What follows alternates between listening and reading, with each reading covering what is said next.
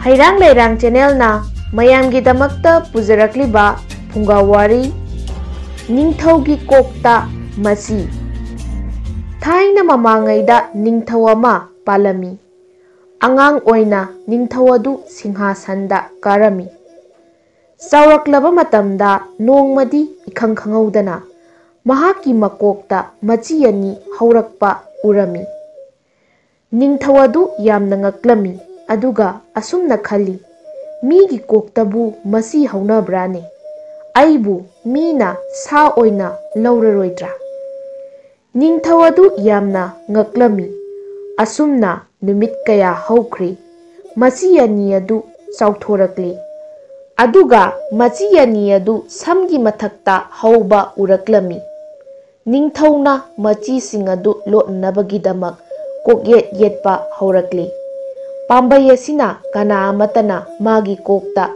masi hawi haibasi khangba ngamlamde Ningthauna ayuk numidangda kokyet karigi yetlibano haina mi singna ngaknarami Ningthauna darbarda leiba satanba chatpa ayuk hogatpa natraga numidang tumbada kokyet yetlami irujaba matamda mahaki kokyet lauthokpadusu kanamatana uba phanglamde maram asina masi haubagi aronbasi kana amatana khangnaramde adubu wafam asi kayam kuina lotuna thamgani Ningthaugi sam sanglakpada sam kaklami mahaki sam sanglakpada sam kakpa laklami Ningthaugi sam kakpada Ningthaugi kokta machi haubadu uri adubu Ningthau asi loksing leitabadi natte Ningthauna magi samkakpasi aruanba ka amada kaklami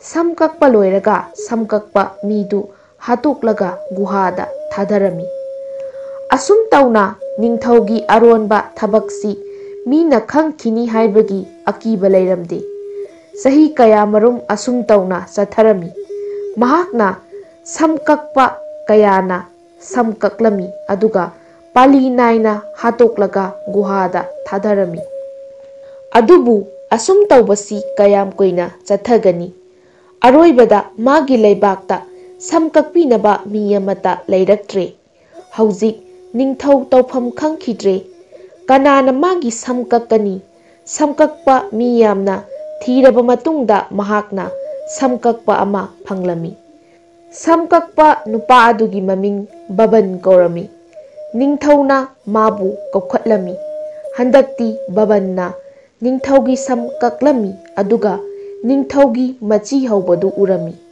toigumbasung Ningthauna Babanna sam kakpabu hatlamde mangonda khwaidagi kallaba cheksinba wa haiki aigi kokta machi haubagi maramda kanada takthoklabadi sam kakpasingi mataugumna nahaksu hatkani Masigi matungda Ningthauna Baban samkakpagi matung innanaba sifai ani haplami sifai singda matam leiba khibikta samkakpagi matungda innaduna layu mahakna kanagasu wari sanadanaba yathang pirami laibak thiraba samkakpa Babanna Ningthaugi yathangdagi waraduna mayum yaurakli sifai singdu uraga kiraduna chatlami Numit adudagi hauna sifai singna Babanbu yumdasu senaduna leirami mahak masamak Ningthaugi samkaklubigidamak penjaramde mahak samkakpa mini amadi samkakpa singi aronba wa thambasi oithokte toigumbasung sifai anina leiringaida mahakna kanada wanganglugani asigumba aronba wabu haidoktabagi wakhalda mahak numit khudingi nungaitana leirami Ningthaugi makokta machi haubagi maramda kanada wari sagani haibasi mahakna yamna pamkhirami adubu akibana maram oiduna mahakna magi nupi phauba wari liramde magi maphamda khangba ngamdaduna makhong hamningi haiduna labukta chatkhirami mafam aduda mahakna leiduna yengbada Chandan pambi ama urami mahakna chen cheladuna upambi adugi manakta chatli aduga mahaki hakchangdagi machin kathoklaga hairami. Ningthaugi makokta machi ani haure. Wakhalna waraduna noiramba hakchangdu yang kangsilakle. Mahaki pukning iyang yangkhre. Mahak nungaina mayumda halakle. Adubu kari oikraba. Matam asida chandan pambi adu kangkhre. Aduga numit kharanida kanglaga makhol thorakle. Akangba u asina ningthaugi makokta machi haubagi wa asi karamna khangduna leigani. Thaudok asigi numit kharanigi matungda adomlomda jagoi isai tauba mi khara laklami. Akangba chandan pambi bu uraga makhoi yamna haraurami. Aduga makhoigi marakta hainarami. Akangba ugi masadagi sargi amadi tabla animak sarabadi yamna phagani. Makhoina u asi kaklaga mayumda purakle aduga sargi amadi tabla ani sarami. Makhoina sajaba anauba khulai asina ningthaugi pukning pelhanba pamkhirami. Maram asina sargi amadi tabla puraduna konungda lagle. Numidang matam oirami. Darbargi mi loinamak ake amauna phamlami. Maharajki ingit phangbada jagoi isai sakpa kangbuna magi surta semjinki.